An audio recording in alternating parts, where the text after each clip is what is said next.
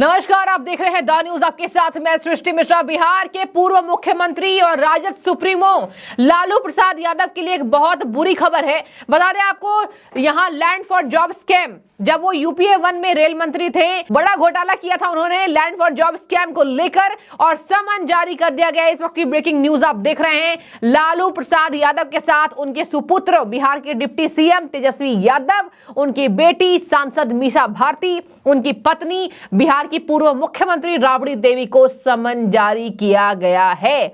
आपको बता दें, ईडी ने इस मामले में पहला आरोप पत्र दाखिल कर दिया है और सबसे बड़ी खबर, ईडी के अधिकारी खुद राबड़ी आवास पहुंचकर उन्होंने समन थमाया कि अब देखिए आपकी गिनती उल्टी शुरू हो गई है।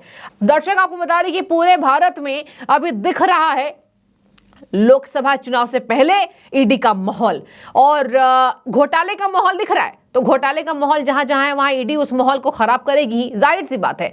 तो ईडी का समन जा रहा है। बता दें आपको कि यूपीए सरकार में लालू प्रसाद रेल मंत्री थे, तो आप सब कौन नहीं जानता होगा कितने बड़े घोटालेबाज निकले, कांग्रेस को भी पीछे कर दिया। बता दें आपको, जमीन के बदले जॉब, ग्रुप डी में जमीन के बदले एक जॉब्स दी गई। लालू प्रसाद यादव ने इसमें मोटी कमाई की है और उसके बाद चारा घोटाला किया। देखिए, लालू प्रसाद यादव की तो बात अलग है, निराली है बिल्कुल। बिहार की जनता को इतना लूटा। बिहार पहले कितना सुखद राज्य था, बिल्कुल बंजर बना दिया, जर्जर बना दिया। बिहार में आज देखिए रोजगार नहीं है। नीतीश जी को आलोचना सहनी पड़ती है और ये बिहार की देन है, बिहार के मुख्यमंत्री की। अब इसी वजह से ईडी का समन जारी किया गया है। दूसरी बड़ी खबर बता दें, शरद पवार के पोते रोहित पवार की बढ़ गई मुश्किलें। रोहित पवार को भी ईडी का समन जारी किया गया है। उनके बता दें, बारामती एग्रो कंपनी से रिलेटेड उनकी जो कंपनी है, वहां ईडी की 3-4 जगहों पर छापेमारी हुई है। रोहित उस वक्त मुंबई में मौजूद नहीं थे, तो एनसीपी पर गाज गिरा है। इसको लेकर एनसीपी के नेता, शरद पवार गुट के नेता, शरद पवार की जो जितने नेता है, विधायक हैं, ये बड़े नेता है, वो अजीत पवार को कसूरवार ठहरा रहे कि अजीत पवार ने जब से बागी हुए, वो देखिए बीजेपी को निर्देश दे रहे हैं कि यहाँ इसने इतना घोटाला किया होगा तो भैया आप दबोच लो। बता दें आपको, जहां जहां घोटाले हुए हैं वहां वहां ईडी एक्टिव हो गई है। लैंड फॉर जॉब स्कैम तो कौन नहीं जानता, चलिए इनकी बात करते हैं। एग्रो कंपनी के जो बारामती में जो ये सीईओ हैं रोहित पवार, शरद पवार के पोते हैं, इन्होंने क्या घोटाला किया है। बता दें आपको, रोहित पवार को यहां पर ईडी ने समन जारी कर दिया गया है। ईडी ने 15 दिन पहले ही रोहित पवार के बारामती एग्रो से जुड़े कुछ ठिकानों पर छापेमारी की थी। इसके बाद रोहित पवार को ईडी का समन जारी किया गया है। अब इसमें ईडी ने रोहित पवार के पुणे और बारामती में जितने भी कार्यालय हैं उनमें छापेमारी की थी। उसके बाद रोहित वहां पर मौजूद नहीं थे। इस वजह से महाराष्ट्र की राजनीति में सनसनी मच गई है। बता दें आपको, रोहित पवार विदेश गए हुए थे और मामले के बाद जब कार्रवाई हुई है तो उसके बाद वो मुंबई लौटे थे। इसके साथ में आपको बता दूं, अब बीजेपी और एनसीपी अजीत पवार ग्रुप की आलोचना की जा रही है कि दोनों मिले हुए हैं, तो जाहिर सी बात है ईडी का समन हमारे नेताओं पर ही पड़ेगा। बता दें आपको, पूरे जनता अब इंतजार कर रही है देश की कि जिसको ईडी का समन गया हुआ है। आप राज्य उठाकर देख लीजिए दर्शकों, झारखंड, छत्तीसगढ़, मध्य प्रदेश और यहां आ जाइए दिल्ली, इसके बाद राजस्थान में चले जाइए, राजस्थान के बाद महाराष्ट्र पहुंच जाइए। तो चलिए 3 जगह तो कांग्रेस की सरकार थी, अब 2 जगह चली गई, छत्तीसगढ़ और राजस्थान में, और अब बच गया है झारखंड के मुख्यमंत्री को 8वां समन, मतलब हद पार कर दिया गया है। दिल्ली के अरविंद केजरीवाल को समन, 5वां समन, हद पार हो गई है। हर जगह समन जारी किए जा रहे हैं, लेकिन ये नेता सीरियस नहीं ले रहे हैं, रडार पर आएंगे। अब मैं आपको बता दूं, ईडी ने उन्हें साफ पूछताछ के लिए बुलाया गया है। इनकी 2 चीनी मिलें हैं और बारामती एग्रो द्वारा डेयरी व्यवसाय, पोल्ट्री फार्म और चिकन व्यवसाय भी किया जाता है। कहा जा रहा है कि राजेंद्र पवार, रोहित पवार के पिता, इस कंपनी में डायरेक्टर हैं और बड़ा घोटाला हुआ है। मनी लॉन्ड्रिंग का केस सामने आ रहा है, जहां पर बीजेपी नेता किरीट सोमैया ने इसकी जानकारी दी थी। उन्होंने रोहित पवार पर गंभीर आरोप लगाए थे।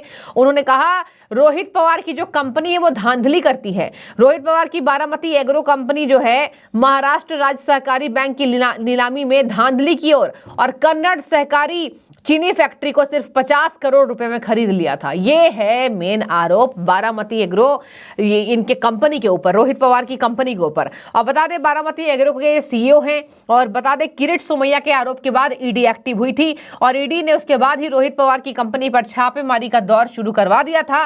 रोहित पवार को इसी बात के लिए तलब किया गया है और ईडी के अधिकारी उनसे पूछताछ करना चाह रहे हैं। इसी के मद्देनजर अब शरद पवार देखिए जाहिर सी बात है नरेंद्र मोदी की आलोचना करते नजर आएंगे।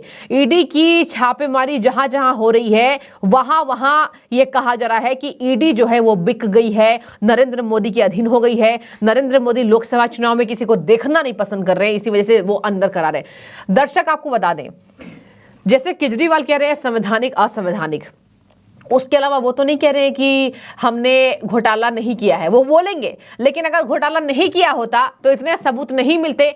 ईडी को अगर एक भी सबूत नहीं मिलेंगे तो वो किस बेसिस पे चली जाएगी छापेमारी करने। यानी कि ईडी के पास पुख्ता सबूत हो रहे हैं इकट्ठा। यही वजह है कि हेमंत सोरेन को देखिए जमीन घोटाला, केजरीवाल शराब घोटाला, झारखंड के मुख्यमंत्री तो फंसे, इसके साथ छत्तीसगढ़ के पूर्व मुख्यमंत्री भूपेश बघेल, महादेव बेटिंग ऐप पर घोटाला, न जाने इतने घोटाले करेंगे तो कैसे बचेंगे, रडार पर तो आएंगे।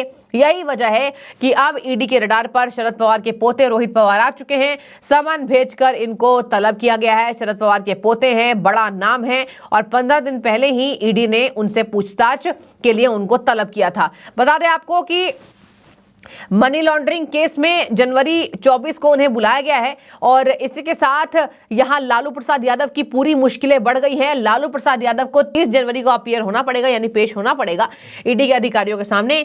ईडी के शीर्ष नेतृत्व का दावा है कि लैंड फॉर जॉब स्कीम में उचित कार्रवाई होगी। काफी हमारे पास अहम सुराग है, सबूत हैं। लालू प्रसाद यादव को आप उनके बयान उठाकर देख लीजिए दर्शक, वहां वो हमेशा यही बोलते हैं कि कोई घोटाला नहीं हुआ, कोई फर्क नहीं पड़ता है।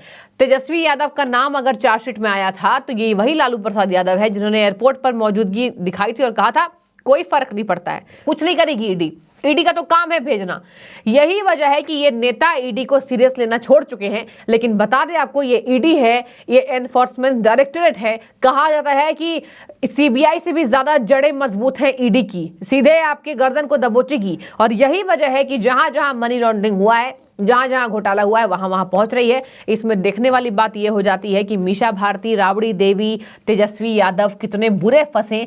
लालू प्रसाद यादव की बिहार की राजनीति अभी देखिए चरमराई हुई है। अभी नीतीश बाबू कभी नाराज हो रहे हैं, कभी चूड़ा दही कार्यक्रम में जा रहे हैं, कभी भोज में जा रहे हैं। लेकिन एनडीए में एनडीए से खफा होकर नीतीश ने लालू प्रसाद यादव से मिलीभगत कर ली। लेकिन लालू प्रसाद यादव खुद अब घोटाले में फंस जाएंगे तो क्या करेंगे नीतीश बाबू, इस पर सवाल अटका हुआ है। देखने वाली बात होगी इन तमाम नेताओं को ईडी का समन जारी होने पर, इन नेताओं के पेशी होने के बाद क्या तथ्य निकलकर सामने आते हैं। तो बने रहिए, आपकी जो भी राय हो जरूर रखें। शुक्रिया आपका।